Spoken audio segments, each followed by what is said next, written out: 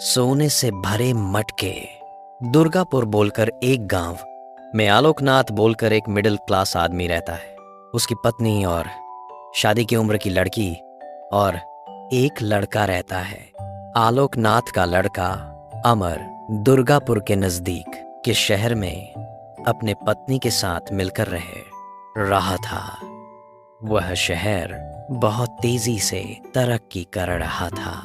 एक दिन शहर से आया लड़के अमर से आलोकनाथ और माँ दोनों, अगर तू शादी करके अपनी जिंदगी में सेटल हो गया है, तू भी तेरी बहन के लिए कुछ पैसे का इंतजाम किया तो जल्दी से उसकी शादी कर देंगे, ऐसा कहता है।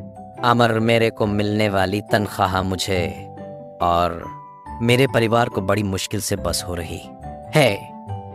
आपको तो पता है, बच्चे की पढ़ाई, घर का किराया देकर हर महीने आप लोगों को थोड़ा बहुत भेज रहा हूं। लोन लेकर शादी के लिए 2 लाख तक जमा कर सकता हूं। उससे ज्यादा मैं करना चाहा तो भी नहीं कर सकता। ये अपने मिडिल क्लास वालों की परिस्थिति है, इसलिए मेरी बात मानकर ये घर बेचकर मिलने वाले पैसों से माधुरी की शादी कर सकते हैं ना। शादी के बाद तुम लोग मेरे पास रहो, इसके अलावा दूसरा कोई और रास्ता नहीं है। मेरी बात मानो, ऐसा कहता है। और एक बात, दूल्हा भी तैयार है। तुम लोग भी पहचानते हो, वो मेरा दोस्त है ना प्रेम। वो अपने गांव में एक 20 जानकी दास जी का लड़का बहुत अच्छा है। अच्छा दिन देकर आप लोग जानकी दास से बात करो पिताजी, ऐसा कहता है। वह सुनकर माँ ललिता, हाँ जी, प्रेम बचपन से ही अपने पहचान का अच्छा लड़का है। अपने को इतने दिनों से यह बात सूझी ही नहीं, सब अच्छे के लिए ही होता है। आप तुरंत जानकी दास से बात कीजिए, ऐसा कहती है। आलोकनाथ बहुत खुश होकर ठीक है कहता है। वैसे ही माधुरी और प्रेम की सगाई हो जाती है। आलोकनाथ शादी का खर्चा और दहेज देने के लिए खुद रह रहा, सो घर बेचने के लिए निकलता है। घर के बाजू में रह रहा प्रेमनाथ आलोकनाथ से, आप अपने घर को और किसी को क्यों बेच रहे हो?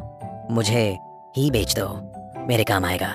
मेरा घर तुम्हारा घर मिलाकर बड़ा घर बनाऊंगा।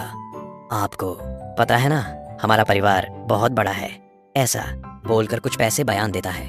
वो बात पता चलने पर उस एरिया में रहने वाला आलोकनाथ से जिसकी नहीं बनती थी वो जीवन था, वो प्रेमनाथ के पास आकर, तेरे को दिमाग है क्या? तू वो घर खरीदा तो बर्बाद हो जाएगा, उसका वास्तु बराबर नहीं है करके डरा देता है।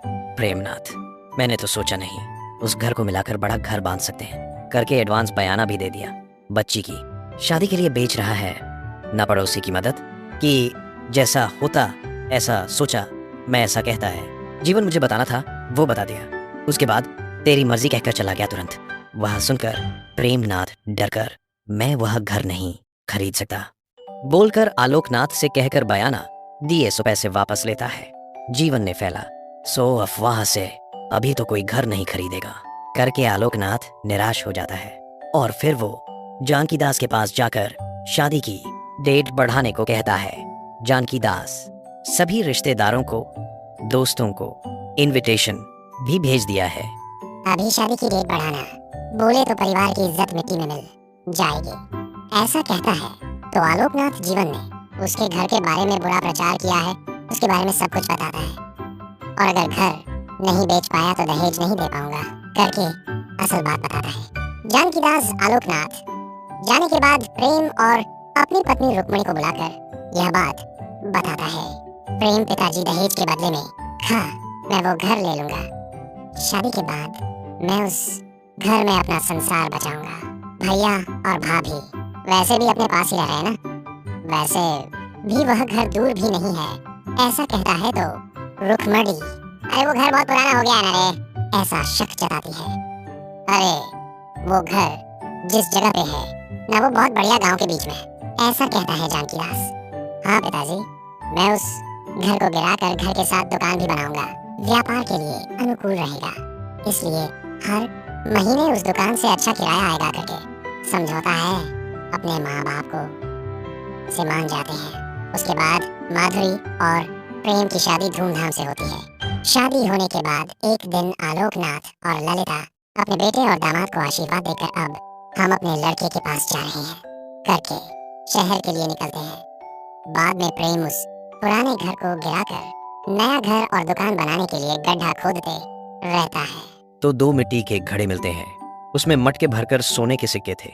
यह बात पता चलने पर जानकी दास प्रेम से, बेटा वो सोने के मटके आलोकनाथ के पूर्वजों के होंगे, ये उनकी अमानत है, तू तुरंत जाकर यह सोना वगैरह तुम्हारे ससुर जी को देकर आ, अपने लिए अच्छा रहेगा करके बोलता है। प्रेम शहर जाकर ससुर को और अपने दोस्त को अमर से मिलकर घर के लिए गड्ढा खोदते वक्त में दो मिट्टी के घड़े मिले करके उसमें सोने के सिक्के भरे करके बताकर वो उनको देने जाता है। तो आलोकनाथ हंसकर, ये सब तुम्हारी किस्मत है दामाद जी, तुम्हारे परिवार की अच्छाई के कारण दामाद जी आपको और मेरी लड़की को मिला।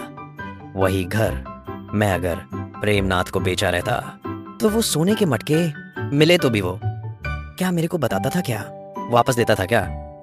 घड़ी खरीदने के लिए दिया हुआ बयान का पैसा इसे वापस लिया वो। हमारे पूर्वजों की संपत्ति बाहर नहीं जाना करके ऐसा हुआ होगा। शायद यह सब भगवान की कृपा है, तुम्हारी किस्मत है बेटा, इसीलिए वह पूरा सोना तुम्हारा ही है, ऐसा कहता है। प्रेम कितना भी समझाए तो भी अमर भी वह सोना नहीं लेता। तो प्रेम खुश होकर वह सोना लेकर वापस दुर्गापुर के लिए निकलता है।